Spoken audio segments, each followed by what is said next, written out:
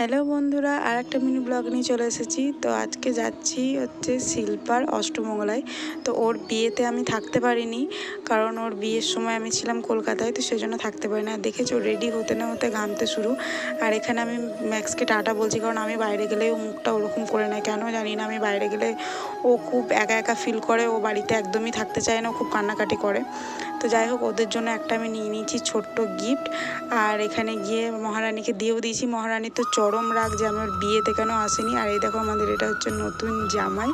তো যাই হোক, শিল্পার সঙ্গে একটু মানভঞ্জন হলো। তারপরে এই যে আমাদের সবাই চলে এসেছে, আর আমাদের এখানে বান্ধবীরা মিলে সবাই মিলে জমিয়ে আড্ডা হচ্ছে, যেটা তোমরা ভিডিওটা দেখলেই বুঝতে পারছো যে আমাদের মধ্যে কতটা হাসি মজা ইয়ার্কি চলছিল। তো তারপরে বেজে যায় 9:30-10টা। তারপরে খাওয়া দাওয়া করে আমি বাড়ি চলে আসি। আর আমি একা আসিনি, যেহেতু সেদিনকে আমি একাই গিয়েছিলাম। তো আমার একটা বন্ধু আমাকে বাড়ি দিয়ে যায়। তো চলো টাটা, দেখা হচ্ছে নেক্সট ব্লগে।